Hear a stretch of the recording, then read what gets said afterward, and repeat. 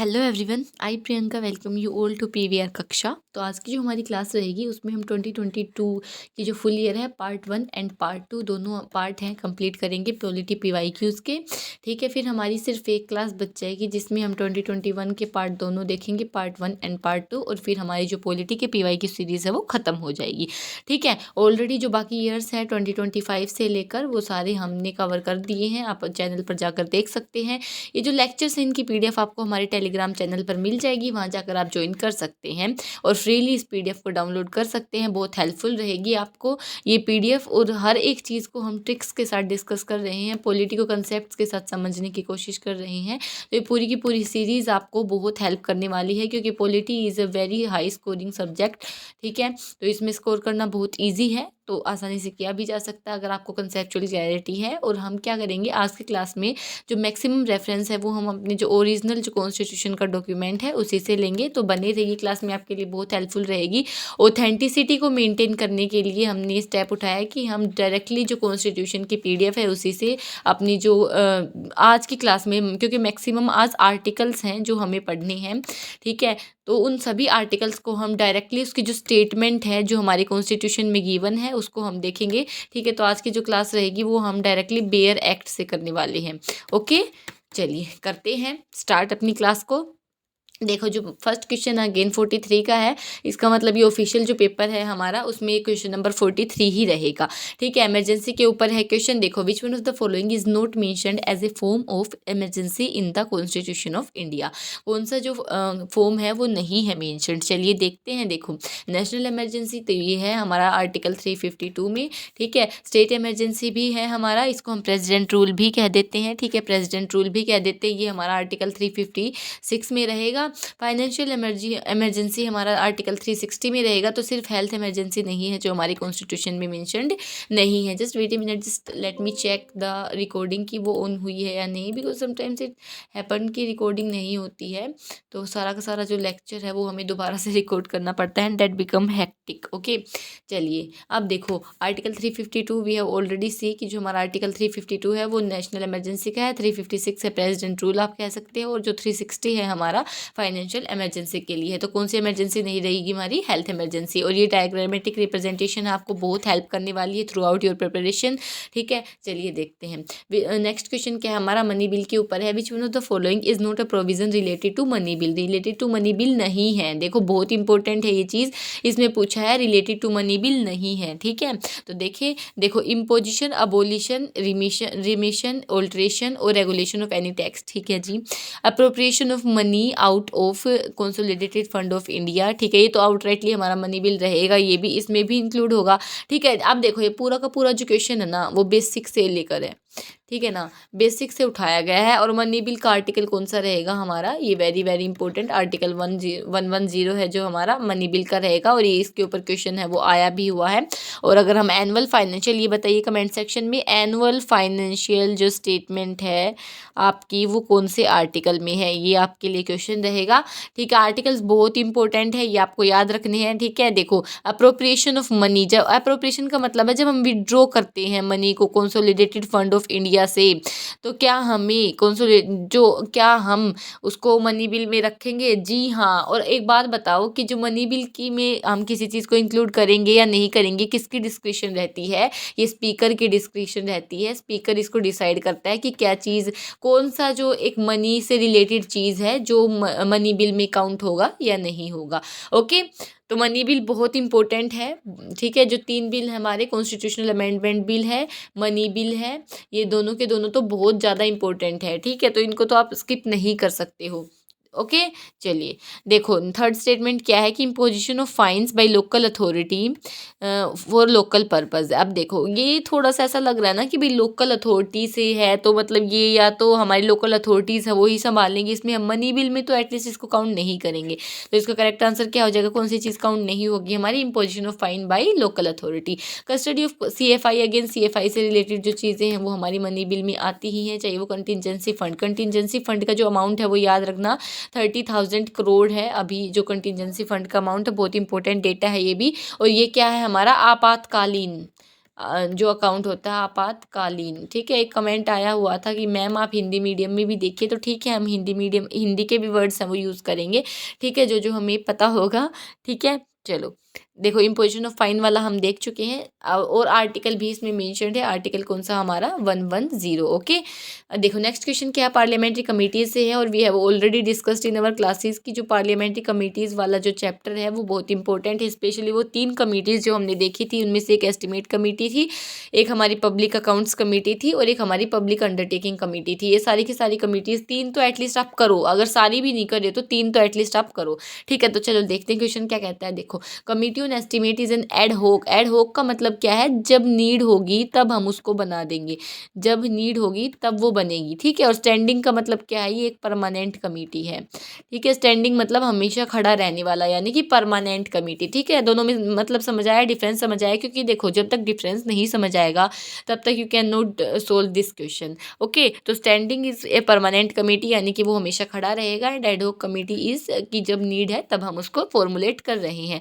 तो we have already studied in our previous lectures की जो एस्टिमेट कमेटी है that is a very important committee, और ये हमारे बजट्स के जो एस्टिमेट है, बजट के ऊपर ये कमेटी है मेनली। ठीक है, और चलिए बताइए, अब इसमें एक क्वेश्चन रहेगा आप सभी के लिए कि जो हमारी बजट एस्टिमेट कमेटी है, क्या उसमें हमारे राज्यसभा के मेंबर्स होते हैं?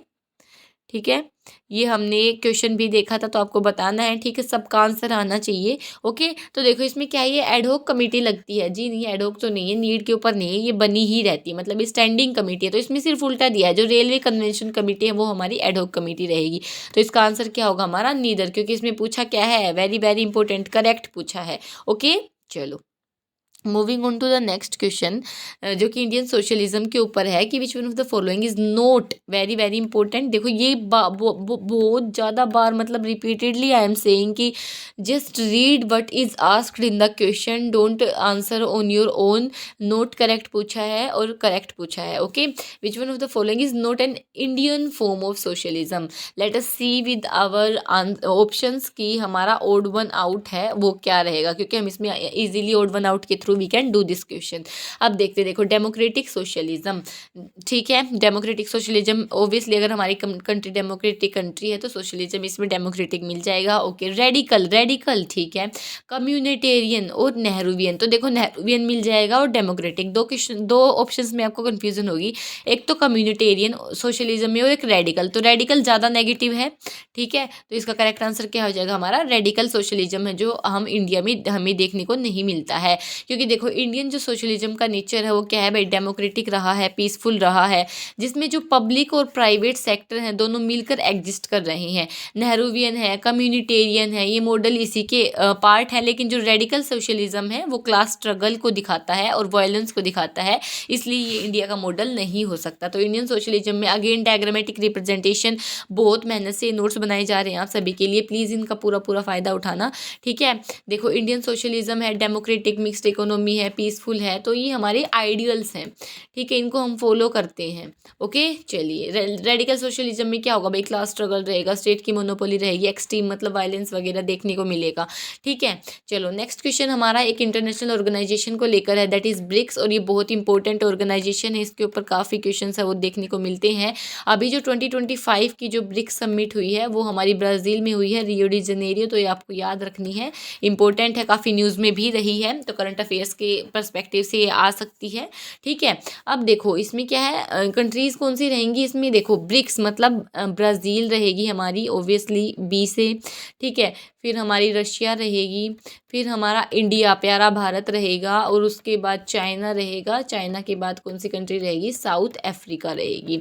ठीक है, अगर हम ओरिजिनल की बात करें कि जब इसका ओरिजिन हुआ था, थोड़ा सा देख लेते हैं ना इसके बारे में, इंपॉर्टेंट है ये। देखो जब ओरिजिन हुआ था ना तो सिर्फ इतनी कंट्रीज़ थी, ये 4 कंट्रीज़ ने मिलके इसको बनाया था, ब्रिक था जब इसका नाम। ठीक है, ब्रिक इसका नाम था तब, और साउथ अफ्रीका, साउथ अफ्रीका है, ये लेटर ऑन ऐड ऑन हुई है। ठीक है, और अभी जो ब्रिक्स की आपको करंट कंट्रीज़ बतानी है कि कितनी कंट्रीज़ हैं, करंट कंट्रीज़ कितनी हैं ब्रिक्स जो ये ऑर्गेनाइजेशन है इसमें, ये आपको बताना है अपनी एंड से। ठीक है, तो ये इंपॉर्टेंट चीज़ें हैं बहुत ज़्यादा। आप देखो क्वेश्चन क्या कह रहा है कि देखो ए ग्रुप ऑफ 5 न्यूक्लियर पावर्स है ये, क्या आपको दिख रहा है इनमें पांचों न्यूक्लियर पावर है? साउथ अफ्रीका क्या एक न्यूक्लियर पावर है? जी नहीं, तो एक स्टेटमेंट हो गई गलत। A group of 5 industrialised nations, ठीक है, इसमें आपको कन्फ्यूजन हो सकती है। A group of 5 major emerging economies, तो देखो ब्रिक्स की जब आप डेफिनेशन पढ़ोगे ना, उसमें फर्स्ट लाइन में लिखा है कि ये 5 मेजर जो एमर्जिंग इकोनॉमीज है उसका ग्रुप है, तो ये इसमें कन्फ्यूज होने वाली कोई बात ही नहीं थी, ठीक है। तो इसका करेक्ट आंसर हो जाएगा बिल्कुल। ओके चलो, ये इसमें था कि ताकि मैं समझा सकूँ, बट स्टिल इसी में स्पेस था तो हो गया। ओके चलो, नेक्स्ट क्वेश्चन क्या कहता है कि इंडियन फेडरलिज्म के बारे में है। Which one of the following is not a characteristic feature of Indian federalism. Federalism का मतलब क्या है? फेडरल का मतलब क्या है? चलो लास्ट पेज को यूज़ कर लेते हैं।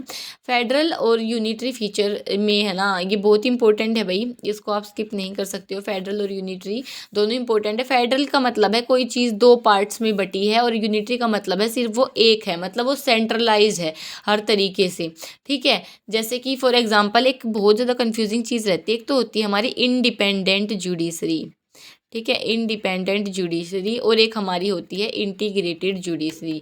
तो आई होप आपको समझ आ गया होगा, जिस साइड मैंने लिखा है उसी साइड में ये रहेगा इंटीग्रेटेड जुडिशरी। तो जिस साइड में मैंने लिखा है ना उसी साइड में रहेगी। इंटीग्रेटेड का मतलब है इंटीग्रेट है वो, यानी कि एक है, यूनिटरी है वो, और फेडरल मतलब कि दो। तो फेडरलिज्म समझ आ जाएगा। अब आपको देखो द फेडरेटिंग, देखो अगेन इसमें पूछा क्या है, very very important, you can not skip this thing. इसमें पूछा है नोट अ कैरेक्टरिस्टिक। ओके देखो, सिंगल सिटीजनशिप हमारा कैरेक्टरिस्टिक है, एवरीबडी नोज दिस। चलो बताओ, सिंगल सिटीजनशिप जो ये हमारा प्रोविजन है सिंगल सिटीजनशिप वाला, ये हमने कौन सी कंट्री से लिया है? तो चलो मैं ही बता देती हूँ, ये हमने ब्रिटेन से लिया है। ये जो कौन सी कंट्री से कौन सा प्रोविजन लिया गया है ये आपको याद रखना है, बहुत ज़्यादा इंपॉर्टेंट है, ठीक है। ये ब्रिटेन से लिया गया है। एन एक्सटेंसिव यूनियन और कंकरेंट लिस्ट है, जी हाँ ये बिल्कुल सही है हमारा। The federating units consented to form a unit. अब देखो, और रेजिडुअरी पावर्स जो वेस्ट है विद सेंटर, ठीक है। और आपको याद रखना, जब 1935 का एक्ट आया था, ये हिस्ट्री का पोर्शन है ऑल्दो, तो ये आपको याद रखना है कि 1935 का आया था, उसमें जो वेस्टेड पावर थी वो गवर्नर के पास थी,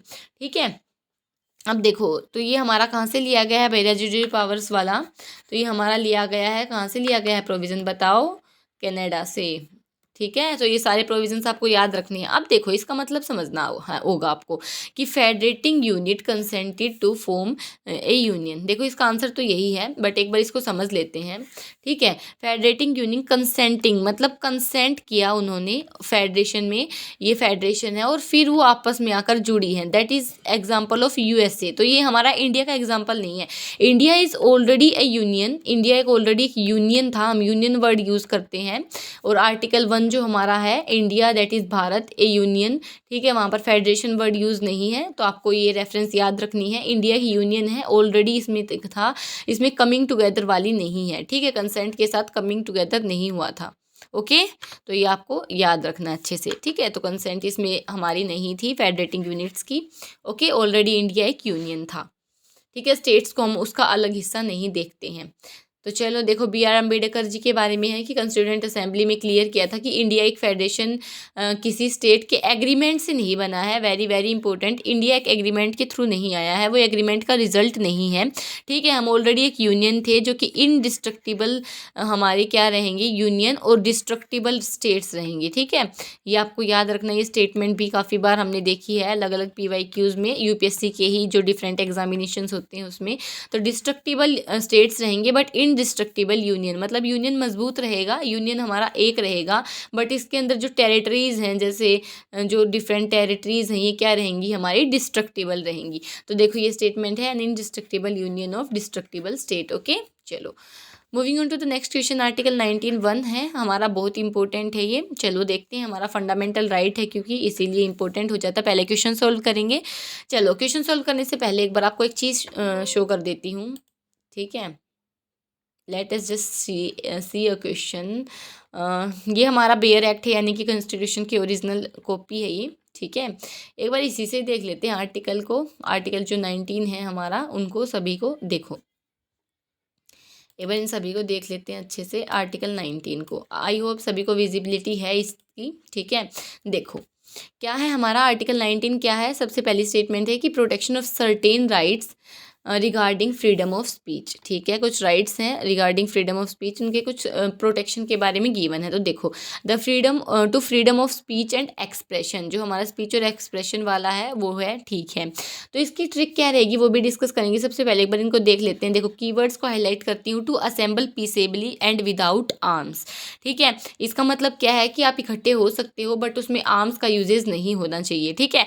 टू फॉर्म एसोसिएशन और यूनियंस, लाइक जो ट्रेड यूनियंस है वो आप बना सकते हो but that should also be peaceably, ठीक है, पीसफुली होना चाहिए सारी चीज़ें, ठीक है। अब देखो, मूव फ्रीली, आप freely throughout the territory of India है उसको मूव कर सकते हो, but if we talk about outside territory of India, outside की बात करें तो आर्टिकल 21 है उसमें पढ़ते हैं, लेकिन with in territory of India की बात करें तो वो हमारा कौन सा रहेगा, आर्टिकल 19।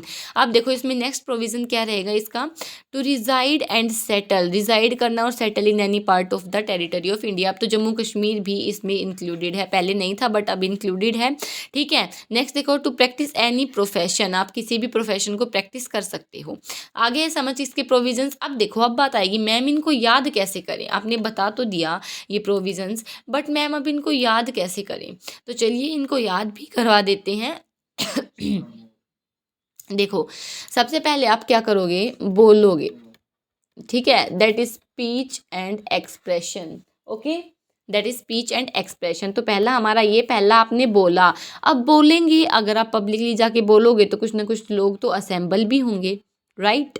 अगर आप बोल रहे हो तो लोग असेंबल भी होंगे। अब असेंबल हो गए हैं तो मन में आया भाई, जो विचार हैं, जो आइडियाज़ हैं वो आपके सिमिलर हैं, तो आप क्या करोगे, अगर आइडियाज़ सिमिलर हैं तो आप क्या करोगे, फिर एसोसिएशन बना लोगे, है ना। एसोसिएशन बना लिया आपने, यहाँ तक का काम हो गया। फिर आपने क्या किया भाई, मूव कर दिया, वहाँ से सारे लोग हैं वो हट गए, ठीक है। मूव किया, कहीं जाकर आप रिजाइड करने लगे, और अगर कहीं जाकर रिजाइड करोगे तो आपको किसकी ज़रूरत रहेगी, प्रोफेशन की ज़रूरत रहेगी, ठीक है। तो ये हमारे 6 राइट हैं। देखो फिर से ट्रिक को डिस्कस करते हैं। पहले आपने बोला, बोलने के बाद आप असेंबल हुए, असेंबल होने के बाद देखो, अगर आप बोल रहे हो कहीं जाकर तो बोलने के, आपकी सुनने के लिए कुछ लोग तो असेंबल होंगे ना, इकट्ठा होंगे, ठीक है। असेंबल हुए, असेंबल हुए तो भाई आइडियाज़ मैच हुए, तो क्या हुआ, हमारा एसोसिएशन बना, एसोसिएशन बन गया, यहाँ तक हमारा एक काम खत्म हो गया। फिर चलो भाई सब अपने अपने काम पर वापस लौट जाओ और जहाँ थे वहीं रहो, और रहने के लिए हमें खर्चा पानी चाहिए होगा, खर्चे पानी के लिए हम क्या करेंगे, खर्चा पानी चाहिए होगा, खर्चा पानी के लिए हम क्या करेंगे, कोई ना कोई जॉब करेंगे, राइट। तो देखो यही है ना, speech and expression, assemble peaceably, form करना एसोसिएशन को, मूव फ्रीली और रिजाइड कर जाना, ठीक है। और फिर क्या करना, प्रैक्टिस हमारी any profession, okay. Now let us just see the question, और अब देखते हैं कि हमसे क्वेश्चन सोल्व होता है या नहीं। बहुत आसानी से हो जाएगा। अब देखो, आर्टिकल 19(1) में कौन से हैं वो बताने हैं, करेक्ट बताना है, ठीक है, वेरी वेरी इंपॉर्टेंट। देखो, freedom and speech and expression, जी हाँ हमने देखा। असेंबल, कीवर्ड्स को देखो, freedom of speech and expression, assemble, जी हाँ हमने देखा था ये भी, ठीक है। लेकिन ये प्रॉपर्टी वाला नहीं देखा हमने, मूव वाला देखा था, ठीक है। तो इसमें क्या हो जाएगा, correct answer will be option D. आ गया ना, बहुत आसानी से सोल्व हो गया ना, ठीक है। और देखो ये हमारे जो टेलीग्राम ग्रुप है, जो यूट्यूब की कम्युनिटी पोस्ट है, वहाँ पर एक क्वेश्चन पुटअप किया गया था कि जो हमारा राइट टू प्रॉपर्टी है, राइट टू प्रॉपर्टी, वो कौन सी अमेंडमेंट और कौन से पार्ट में है। तो देखो इसको कैसे याद करोगे आप लोग, इसको बता देती हूँ एक बार। जो हमारा राइट टू प्रॉपर्टी है ना, इसको कैसे याद करना है, इसकी ट्रिक डिस्कस कर लेते हैं एक बार। देखो, पी मतलब 4 तो जो हमारी 44th अमेंडमेंट थी उसके थ्रू इसको किया गया था, फंडामेंटल राइट से हटाया गया था, और हटाकर पार्ट जो हमारा कौन सा था, पार्ट 12 में इसको डाल दिया गया, और आर्टिकल रहेगा हमारा 300A, ओके। तो पार्ट 12 मतलब पहले तो एक थे सब, जैसे ही प्रॉपर्टी की बात आई अलग अलग हो गए, एक के 2 हो गए, है ना। तो ऐसे आप याद रख सकते हो। चलो moving on to the next question, जो इलेक्शन कमीशन की बात करता है। Which one of the following statements with regard to election commission is not correct, very very important, इसमें पूछा है नॉट करेक्ट। तो देखो इलेक्शन का हम पार्ट देखें तो पार्ट हमारा 15 है। These parts are also very important, ठीक है, इनको याद रखना है आपको। It conducts election, to the office of the vice president of India. हाँ, ये बिल्कुल सही है हमारा। ठीक है, election commissioner can be removed from his office without recommendation. ठीक है, इसको हाईलाइट करो। Election commissioners are appointed by the president of India. जी हाँ, ये भी बिल्कुल सही है हमारा। Governor of a state is constitutionally bound to provide support staff to election commission if required. जी हाँ, बिल्कुल सही है ये भी स्टेटमेंट। तो इसमें गलत कौन सी है मैम? गलत रहेगी, आपको ये चीज़ पता होनी चाहिए कि जब भी कि जैसे इलेक्शन कमिश्नर होता है एक तो, और हमारे दो सीईसी होते हैं। ठीक है, एक तो सीईसी हो गया और दो हमारे ईसी होते हैं। एक तो चीफ इलेक्शन कमिश्नर और दो हमारे इलेक्शन कमिश्नर्स होते हैं। तो जब इलेक्शन कमिश्नर का रिमूवल होता है ना, तो उसके रिमूवल के लिए आपको इसकी रिकमेंडेशन की ज़रूरत है। जो चीफ हमारे इलेक्शन कमिश्नर है उसकी रिकमेंडेशन की ज़रूरत होती है। तो यहाँ पर हमारा ये विदाउट है, ये कैच रहेगा, इसमें मस्ट बी विद रिकमेंडेशन रहेगा। ठीक है ना। आर्टिकल कौन सा है हमारा? Article 324। Okay, let us just see this article from our constitution.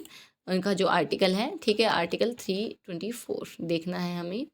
Wait, फटाफट से देख लेते हैं आर्टिकल 324। ठीक है, स्टार्टिंग में चलते हैं और देख लेते हैं आर्टिकल 324 फटाफट। देखो, कोई भी डाउट है आप कमेंट सेक्शन में तो पूछ ही सकते हो। साथ ही साथ आप हमारे इंस्टाग्राम हैंडल से भी हमसे कनेक्ट कर सकते हो, और या फिर जो हमारा टेलीग्राम का डिस्कशन ग्रुप है उसके थ्रू भी आप कनेक्ट कर सकते हो हमसे। ठीक है, आपकी कोई भी क्वेरी है प्रिपरेशन से रिगार्डिंग है, सिलेबस कैसे कंप्लीट करना है मैम, लास्ट 20 डेज़ में कैसे पढ़ना है मैम, इन सब चीज़ों से रिगार्डिंग जो क्वेरीज हैं आपकी, उनको आप हमसे पूछ सकते हो। ठीक है, चलो देखते हैं। देखो, इलेक्शंस है जो हमारे, वो पार्ट 15 है, वो इसको गवर्न करेगा। Very very important. ठीक है, अब देखो आर्टिकल 324 है वो election commission of India. Article 324 से कहाँ तक है हमारे? आर्टिकल 329 तक रहेंगे। ठीक है, और इंपॉर्टेंट आर्टिकल्स की अगर बात करूँ तो इंपॉर्टेंट आर्टिकल 324 है, 325, 326 है। ठीक है, देखो 325 में हमारा क्या बात करता है कि कोई भी पर्सन है वो इनएलिजिबल नहीं रहेगा, चाहे वो आप जैसे इसको याद रख सकते हो। इसकी ट्रिक रहेगी CSR 2, caste, sex, religion, race, किसी के भी बेसिस पे आप डिस्क्रिमिनेशन नहीं कर सकते हो वोटिंग को। ठीक है, फिर जो हमारा 326 है वो अडल्ट सफरेज के बारे में बात करता है। तो ये इंपॉर्टेंट है तीनों के तीनों आर्टिकल। ठीक है, समझ आया? चलिए अब अपनी क्लास पर बढ़ते हैं फिर से। देखो, ठीक है, चलो moving on to the next question. Again preamble हम अपनी प्रीवियस क्लासेस में भी डिस्कस कर चुके हैं, है ना। तो ये क्वेश्चन आपके लिए क्या रहेगा? प्रैक्टिस क्वेश्चन रहेगा, होमवर्क रहेगा। आपको इसका आंसर है वो कमेंट सेक्शन में पोस्ट करना है। ओके, ऑलरेडी हम कर चुके हैं और ठीक है, तो कोई डाउट नहीं आना चाहिए बिल्कुल भी। चलो नेक्स्ट जो हमारा है फंडामेंटल ड्यूटीज़ का है। चलिए देखते हैं फंडामेंटल ड्यूटीज़ को। पार्ट 4A है of the constitution of India, which one of the following is not mentioned, very very important, not mentioned as a duty of every citizen of India. ठीक है, चलो देखते हैं। इसकी जो ट्रिक है वो आपको शॉर्ट में मिल जाएगी। हमने जो शॉर्ट अपलोड करी है ना, उसमें आपको जाकर फंडामेंटल ड्यूटीज़ की आप ट्रिक्स देख सकते हो, कैसे उनको याद रखना है। ठीक है, तो लेक्चर में मैं डिस्कस नहीं कर रही हूँ। ओके, देखो, to render national service when called upon to do so. हाँ जी है, ये भी renounce practices derogatory to the dignity of women. जी हाँ, to value and preserve the unitary national culture, और एक हमारा स्पिरिट ऑफ इंक्वायरी। तो ये हमारा spirit of inquiry and reform रहेगा।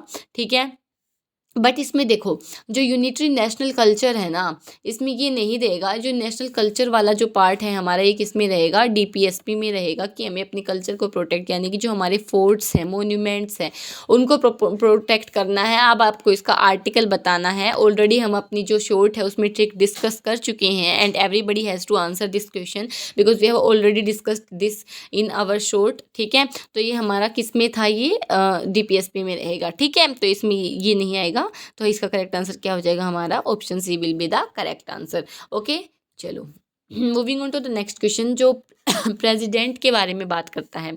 और इसमें देखो इनकरेक्ट स्टेटमेंट पूछी गई है कि नोट करेक्ट पूछी गई है। देखो, इतना टाइम अगर दिया जा रहा है किसी चीज़ के ऊपर तो प्लीज़ इसको बहुत ध्यान से आप करना। ठीक है, पूरा यूटिलाइज़ करना। बहुत मेहनत से ये सब चीज़ें करी जा रही हैं। ठीक है, और आपको बहुत हेल्प भी करने वाली है। आपकी कंसेप्चुअल क्लैरिटी करने की बात कर लो, या फिर आप बात कर लो अपने एग्जामिनेशन को कैसे अटेम्प्ट करना है उसकी। ओके, अब देखो, according to the constitution which one of the following is not correct. ठीक है, एग्जीक्यूटिव जो पावर है यूनियन की वो किस में है भाई? प्रेसिडेंट ऑफ इंडिया में है। आर्टिकल 53 यही तो बात करता है कि जो एग्जीक्यूटिव पावर है वो हमारी किसके अंडर वेस्ट है, किसके पास है? हमारी वेस्टेड किसको है? प्रेसिडेंट ऑफ इंडिया को है। ठीक है, ओके। फिर नेक्स्ट देखो, parliament by law can confer functions और authorities other than the president of India. तो ये कुछ फिशी सा स्टेटमेंट लग रहा है, इसको हम होल्ड ऑन लेते हैं। ठीक है, the president of India is elected by an electoral college consisting of all members, ठीक है, and all members of parliament और all members of state legislature. Okay, a person having held office as the president shall be eligible for election to that office for the second term. ठीक है, ये बिल्कुल सही है हमारी, इसमें कोई ऐसा यूएसए की तरह नहीं है कि भाई 2 टर्म के लिए ही वो लड़ सकते हैं इलेक्शन। ठीक है, अब देखो ये जो क्वेश्चन है ये हम ऑलरेडी अपनी क्लासेस में सॉल्व कर चुके हैं। ठीक है, तो देखो इसमें तो बिल्कुल डाउट नहीं आना चाहिए क्योंकि हमने पढ़ लिया ये चीज़ ऑलरेडी, अपनी जो प्रीवियस क्लास हमने करी है उसमें किया है। तो ये स्टेटमेंट हमारी बिल्कुल गलत है। I am not explaining this again here. आप प्लीज़ जो हमारी प्रीवियस क्लास है उसको जाकर देखना, हमने यहाँ पर बहुत डिटेल में इस चीज़ को एक्सप्लेन किया है। ठीक है, ये बिल्कुल गलत हो जाती है। अब देखो नेक्स्ट क्या है हमारी, parliament by law can confer functions on authorities other than president of India. ठीक है, तो ये बिल्कुल सही है भाई, जो पार्लियामेंट है वो लॉ के थ्रू कर सकती है। ठीक है, इस कंफ्यूजन आती है आपको स्टेटमेंट में, बट कैन कन्फर है तो वो कर सकती है। ठीक है, पार्लियामेंट कर सकती है ये काम।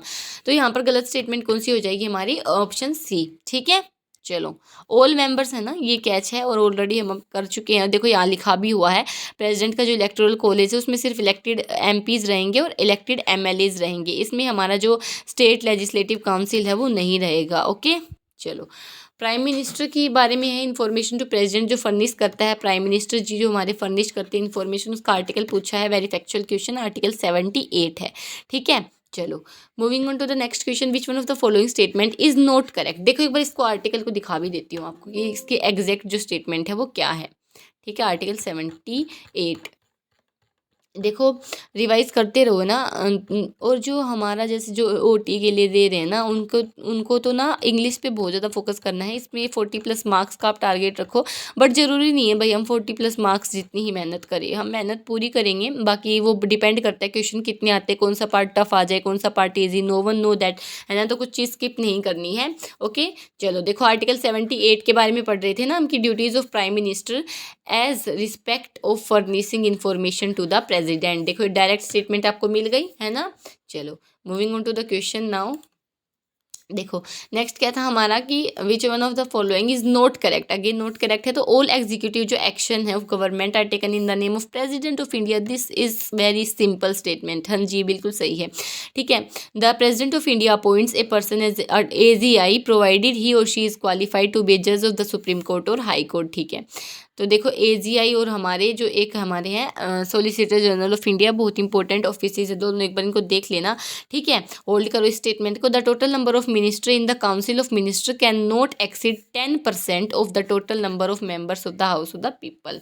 ठीक है, 10% से ज़्यादा वो एक्सीड नहीं कर सकता है। Okay, the president of India is bound to act as per the advice standard by the council of minister. हाँ ये सही है कि भाई बाउंड है, और ये बाउंड हमारी अमेंडमेंट के थ्रू किए गए थे। चलिए बताइए कौन सी अमेंडमेंट थी वो, ये आपको बतानी है। ओके, देखो ऑल एग्जीक्यूटिव एक्शन है वो ये हो गया। देखो कौन सी 2 स्टेटमेंट्स में हम रुके हैं, इनमें। अब देखो इसमें क्या है कि जो अटॉर्नी जनरल है वो किसके, उसकी क्वालिफिकेशंस क्या होनी चाहिए, या तो सुप्रीम कोर्ट के जज होने चाहिए या वो हाई कोर्ट के जज होने चाहिए। ठीक है, दोनों इसमें मेंशन्ड है, ये आपको याद रखना है। आपको कंफ्यूज करेंगे, अगर कंफ्यूज करना होगा तो सिर्फ सुप्रीम कोर्ट देके हाई कोर्ट नहीं देंगे, तो वो स्टेटमेंट गलत हो जाएगी। ठीक है, हाई कोर्ट भी है। ओके, चलो इसमें गलत स्टेटमेंट है हमारी सी, क्योंकि देखो इसका क्या क्राइटेरिया हमारा 15% का क्राइटेरिया है। ओके, तो ये मैक्सिमम लिमिट 10% नहीं है हमारी, 15% रहेगी जो COM में जो मिनिस्टर्स है पोर्टफोलियो कर सकते हैं। ओके, ये कौन सी अमेंडमेंट के थ्रू आई थी हमारी? 91st अमेंडमेंट हुई थी 2003 में। ठीक है, जो प्रीवियस क्लास थी उसमें हमने ये 93rd लिखा था, और मैंने बोला भी था कि ये डाउट में है, इसको एक बार कंफर्म करके बताना। एक तो 52nd लिखी थी, एक हमारी 93rd लिखी थी। ठीक है, तो ये 93rd नहीं थी, वो 91st थी। ओके, चलो करेक्ट कर लेना एक बार उसको। देखो द इशू वेदर सेक्शन 377, ये तो दिखते ही पता चल जाना चाहिए, हमने ऑलरेडी अपनी प्रीवियस क्लासेस में क्वेश्चन सोल्व कर लिया है, नाज फाउंडेशन वाला, है ना। चलो which one of the following writ के बारे में है कि बॉडी, तो बॉडी से ही आप समझ जाना हैबियस कॉर्पस, कॉर्प वर्ड हम रूट वर्ड करेंगे, कॉर्प इसका मतलब ही होता है बॉडी, ठीक है, कॉर्प का मतलब ही होता है बॉडी, तो हैबियस कॉर्पस का मतलब है you may have the body, okay. चलो, मैंडेमस का मतलब होता है कमांड, जो आप कमांड देते हो, ठीक है, मैंडेमस का कमांड होता है। को वारंटो को विद वट अथॉरिटी, आप किस अथॉरिटी से इस पोस्ट पर बैठे हैं, ठीक है। और सरसरी का चलिए बताइए, हमने प्रीवियस क्लास में किया है, वहाँ जाके देखिए, ठीक है, प्रीवियस क्लास में क्या था, सरसरी के बारे में हमने क्या पढ़ा था, ठीक है, ऑलरेडी हम ये कर चुके हैं, बहुत डिटेल में इसके ऊपर क्वेश्चन देखा भी है हमने। चलो, which one of the following terms represent the maxim no man person shall be condemned unheard, तो वो कौन सी हमारी ओडी, देखो इसमें अगर ओडी, ओडी से आप याद रखो, ओडी मतलब ऑडिबल होना सबके लिए है, ठीक है, सबको ऑडिबल होने का हक है, कि अनहर्ड कोई नहीं होना चाहिए, ओके। नेचुरल जस्टिस का जो हमारा है, नेचुरल जस्टिस का जो हम पढ़ते हैं, ठीक है, तो उससे ही है ये, उसका ही प्रोविज़न है ये, नेचुरल जस्टिस मिलना चाहिए सबको, ठीक है। चलो, नेक्स्ट क्वेश्चन जो हमारा है वो किसके रिगार्डिंग है, स्पीकर ऑफ लोकसभा के बारे में, और उसमें नोट करेक्ट स्टेटमेंट पूछा है, ठीक है। देखो, he shall vacate his office if he ceases to be a member of the house, अगर वो मेंबर ऑफ द हाउस ही नहीं रहे हैं, ठीक है। चलो, नेक्स्ट क्या है हमारा, he may at any time resign by writing his resignation to president of India, okay. He may be removed from his office, ठीक है, रिमूवल के बारे में ही है, मतलब सारी चीज़ें, removed from his office by resolution of the house of the people passed by majority of all the then members of the house, ठीक है, ऑल द देन मेंबर्स यानी कि इफेक्टिव मेजोरिटी के थ्रू है, इनको रिमूव किया जा सकता है, okay. While the office of the speaker is vacant, okay, अगर वैकेंट है तो उसकी ड्यूटीज़ हैं वो कौन निभाएंगे, डिप्टी स्पीकर, ठीक है, तो ये बिल्कुल सही है हमारी स्टेटमेंट। अब देखो, इसमें आपको कंफ्यूज करने के लिए क्या कहेंगे कि अगर मान लो यहाँ पर people, house of the people की जगह बोल देंगे पार्टी का मेंबर नहीं है, ठीक है, बट ये स्टेटमेंट हमारी सही है वैसे, कि अगर वो मेंबर ऑफ द हाउस नहीं रहेंगे तो ऑब्वियस सी बात, उनको स्पीकर को उनकी जो पोस्ट है वो भी छोड़नी पड़ेगी, है ना। लेकिन क्या है कि जो वो अपना रेजिग्नेशन है वो किन को देते हैं, डेप्यूटी स्पीकर को देते हैं, ना कि प्रेसिडेंट को, तो ये हमारी इनकरेक्ट स्टेटमेंट हो जाएगी। बाकी सारी सही हैं, इफेक्टिव मेजोरिटी से एक मेंबर और भी हमारे जो रिमूव होते हैं वो कौन है, वाइस प्रेसिडेंट है, ठीक है। While the office of the speaker is vacant, जब वैकेंट है तो डेप्यूटी स्पीकर है उनकी ऑफिस को होल्ड करेंगे, ओके। चलो, moving on to the next question, देखो, अमेंडमेंट ऑफ द कॉन्स्टिट्यूशन है और इसका आर्टिकल कौन सा रहेगा, 368 रहेगा, ठीक है, इट इज़ गवर्नड बाय 368, तो ये हमारा बिल्कुल सही है। इसमें अगेन नोट करेक्ट पूछा है, तो देखते हैं, देखो, joint sitting can be resorted to for by passing a bill amending the constitution of India, ठीक है, जॉइंट सीटिंग है वो रिजोर्ट हो सकती है passing a bill amending the constitution of India, तो क्या हो सकती है जॉइंट सीटिंग, नहीं हो सकती है, ये आपको याद रखना है। जब कॉन्स्टिट्यूशनल अमेंडमेंट बिल पास होता है, भाई देखो, ये बिल जो है ना 3 टाइप होते हैं बिल के, उनमें से 2 तो बहुत इंपॉर्टेंट है, एक हमारा मनी बिल और एक हमारा कॉन्स्टिट्यूशनल अमेंडमेंट बिल, ठीक है, ये ऑलरेडी भी हम डिस्कस कर चुके हैं अभी इसी लेक्चर में, तो प्लीज़ इसको स्किप मत करना। तो ये हमारा जॉइंट सीटिंग नहीं है उसमें अलाउड, ठीक है, तो ये आपको याद रखना है, ओके। देखो, the state legislature can not initiate any bill और proposal for amendment of the constitution, जी हाँ, स्टेट लेजिस्लेचर नहीं कर सकता है। The previous sanction of the president of India is not required for introducing, हाँ, सिर्फ एक यही मतलब ये आपको याद रखना है कि जो प्रीवियस सैंक्शन है ना प्रेसिडेंट की, वो कॉन्स्टिट्यूशनल अमेंडमेंट बिल में रिक्वायर्ड नहीं है, बट मनी बिल में वो पहले ही कंसेंट, उसकी जो प्रायर इंफॉर्मेशन है ना, प्रायर उसकी कंसेंट है वो ज़रूरी है लेनी, ठीक है। लेकिन कॉन्स्टिट्यूशन जो अमेंडमेंट बिल है उसमें ज़रूरी नहीं है कि प्रीवियस उसकी सैंक्शन है, मतलब कि प्रायर उसको उसकी जो रिकमेंडेशन है वो लेनी ज़रूरी है, ओके। चलो यार, देखो, ये बहुत ना बेसिक कंसेप्ट वाली चीज़ है, अगर हम इसको बहुत डिटेल में करेंगे ना तो लेक्चर बहुत बड़ा हो जाएगा, ठीक है, इसीलिए मैंने ऊपर ऊपर से बता दिया है अभी, बट स्टिल अगर कोई डाउट है आपको तो आप बता सकते हैं, हम एक शॉर्ट के थ्रू या एक शॉर्ट वीडियो के थ्रू आपके जो क्वेरीज हैं उनको ले लेंगे, ओके। चलो, इलेक्शन ऑफ द प्रेजिडेंट, क्योंकि देखो बहुत इंपॉर्टेंट है आपकी पॉलिटी में कंसेप्चुअल क्लैरिटी आना, okay. Which one of the following method is use for, again ये रिपीटेड क्वेश्चन है हमारा, कौन सा है, PRSTV मेथड है, ठीक है। अब देखो, हमारे 2022 पार्ट 2 का हम देखेंगे क्वेश्चंस, तो चलिए देखते हैं। देखो, किसके बारे में है, 8th शेड्यूल, और किस में है, लैंग्वेज का है ये, ठीक है। हमारे शेड्यूल्स अगेन बहुत इंपॉर्टेंट पार्ट फॉर्म करते हैं हमारे शेड्यूल्स, ठीक है। तो हमारे 8th शेड्यूल में क्या है कि जो अमेंडमेंट थी 1967 की, उसमें कौन सी लैंग्वेज करी गई थी, सिंधी, तो इसकी ट्रिक क्या थी हमारी, सिद्धू, कमीना, बदमाश ऑलरेडी हम अपनी क्लासेस में डिस्कस कर चुके हैं, तो बहुत डिटेल में इसको डिस्कस नहीं करेंगे, ठीक है। तो देखो 21, 71, 92, ये 21st अमेंडमेंट थी, 71st थी, ये 92nd थी हमारी, ठीक है। इनको जोड़कर देख लेना, यही आएगा, ठीक है। तो ये हमारी ट्रिक थी। चलो ट्रिक मैंने बता दी, अब आपको इनका पूरी फुल फॉर्म बतानी कमेंट सेक्शन में। जो स्टूडेंट्स जो प्रीवियस क्लासेस हैं वो देख चुके हैं वो इनकी फुल फॉर्म बताएंगे, ओके। तो सिंधी हमारी है वो 1967 से करी गई थी, ठीक है। तो ये आपको याद रखना, सिंधी कौन सी करी गई थी हमारी, 1967 से करी गई थी, ठीक है। चलो पब्लिक अकाउंट कमेटी के बारे में अगेन कमेटीज़ हम ऑलरेडी डिस्कस कर चुके हैं कि इंपॉर्टेंट है, तो नोट करेक्ट मतलब पूछा है इसमें, ठीक है। It examines the finance account of the government of India, ठीक है। 15 मेंबर्स इसमें होते हैं कमेटी में, are elected by Lok Sabha from amongst its member, ठीक है। क्या 15 होते हैं, हमने ऑलरेडी देख लिया, हाँ सॉरी पब्लिक अकाउंट कमेटी है वो एस्टिमेट का था, ठीक है। हाँ बिल्कुल सही है स्टेटमेंट हमारी। 15 होते हैं लोकसभा से और जो 7 हमारे होते हैं वो राज्यसभा से होते हैं, okay. The chairperson of the committee is elected by its member, okay. In case a member of any other committee constituted by government is elected by PAC, the speaker of the Lok Sabha decides whether he should continue to be a member of the former committee or not, ठीक है। अब देखो ऐसे cases में क्या होता है हमारा, जो बहुत बड़ी एक स्टेटमेंट गिवन है ना, उसमें क्या है, जैसे यूपीएससी जब भी ऐसे बहुत बड़ी स्टेटमेंट गिवन दे देती है ना, तो उसके बहुत कम चांसेस होते हैं गलत होने के, ठीक है। ये थोड़ी सी टिप्स हैं, ट्रिक्स भी नहीं है, टिप्स हैं जो मैं आपके साथ शेयर कर रही हूँ, ठीक है।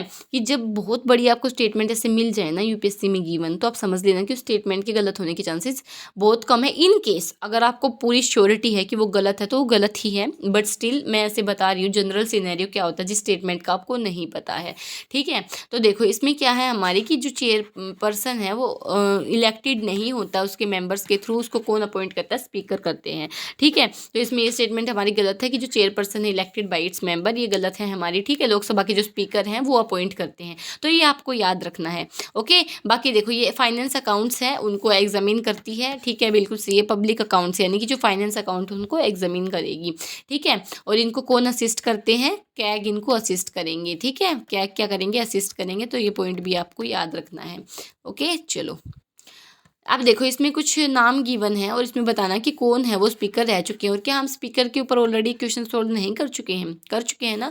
तो इसमें क्या रहेगा हमारा, जो 3 है हमारे उसमें, मतलब इसमें क्या है कि इसमें कन्फ्यूज़न है, ठीक है।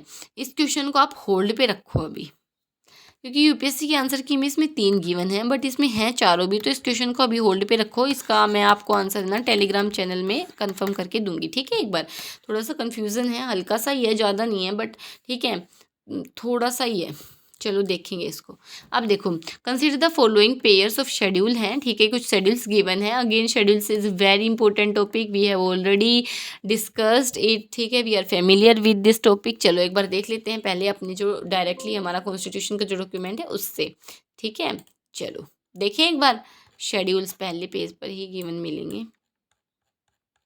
देखें एक बार शेड्यूल्स कहाँ पर हैं, वेट ए मिनट है ना, शेड्यूल्स देख लेते हैं एक बार, इसको थोड़ा सा जूम इन कर लेते हैं, फिर देखते हैं शेड्यूल्स हमारे आर्टिकल्स के बाद मिलेंगे, जहाँ हमारे सारे आर्टिकल्स ख़त्म होंगे वहाँ हमारे शेड्यूल्स स्टार्ट हो जाएंगे।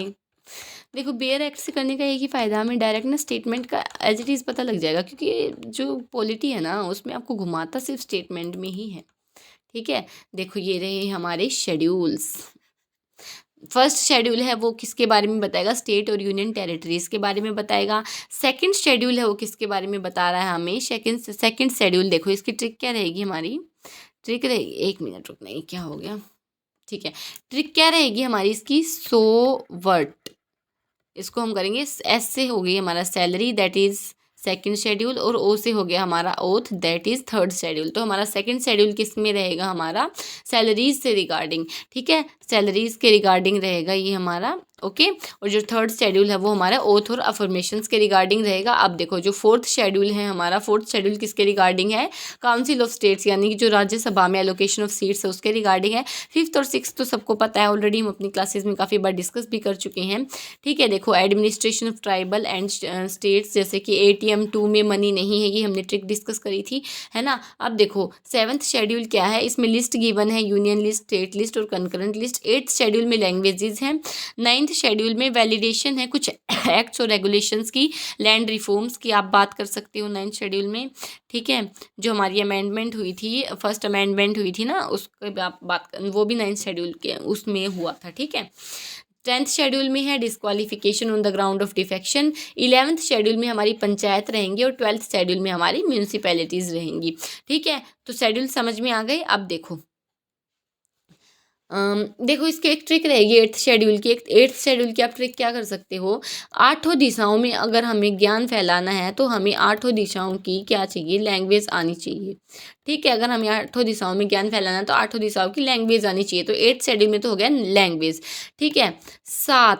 7 इसको देखो, 7 मतलब ये लिस्ट से रिलेटेड है, ठीक है। जैसे कि साथ या हम मांड से हैं कुछ, है ना, तो उसमें जैसे रूल्स एंड रेगुलेशंस होते हैं ना, इसमें कौन सी जो सब्जेक्ट है हमारा किस कौन सी लिस्ट में आएगा, तो उससे आप याद करो, ठीक है। 5th और 6th सबको पता है, 4th हमारा राज्यसभा के लिए रहेगा, ओके। चलो अब देखो फर्स्ट, अब करें फटाफट इस क्वेश्चन को। देखो फर्स्ट शेड्यूल है वो हमारा क्या ओथ एंड अफर्मेशन का था, सो व्हाट की ट्रिक याद करो, सो व्हाट, ठीक है। तो ये हमारा बिल्कुल गलत है। 3rd शेड्यूल है उसमें क्या हमारी एलोकेशन सीट थी, 4th में थी। 5th शेड्यूल में हाँ ये बिल्कुल सही है हमारा। और 9th शेड्यूल में क्या देखा था हमने, क्या administration tribal in areas in certain states देखा था, ये तो 6th शेड्यूल का है ना, तो ये बिल्कुल गलत है। इसमें सिर्फ एक हमारी स्टेटमेंट है वो बिल्कुल करेक्टली मैच है, ओके। चलो moving on to the next question जो आर्टिकल 21 की बात करता है। अंडर आर्टिकल 21A है, ठीक है।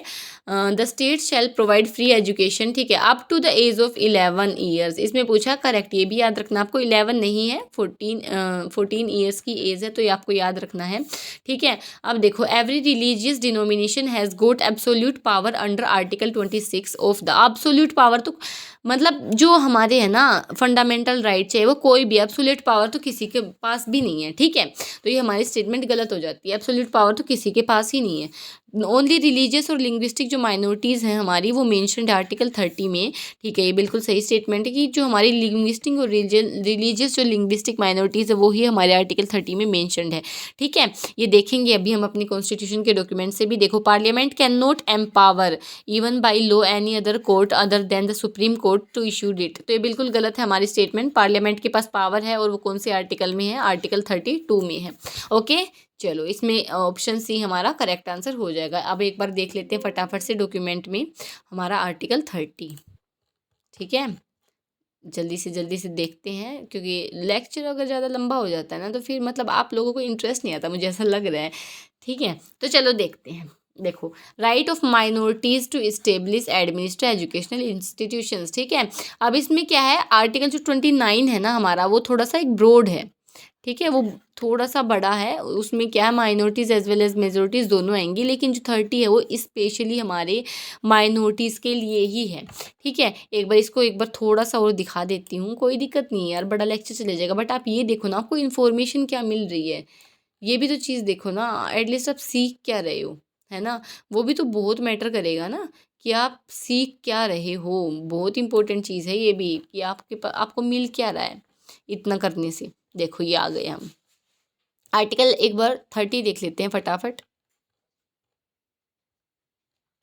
ये हमारा 31 है, ये रहा। देखो इसमें क्या है, जो माइनॉरिटीज़, ये सिर्फ माइनॉरिटीज़ के लिए रहेगा। रिलीजन या फिर लैंग्वेज जो लिंग्विस्टिक और रिलीजियस बेसिस दे रखा है ना, राइट टू स्टेब्लिश और administer educational institution of their own choice, but absolute नहीं है, आपको ये याद रखना पड़ेगा, ठीक है।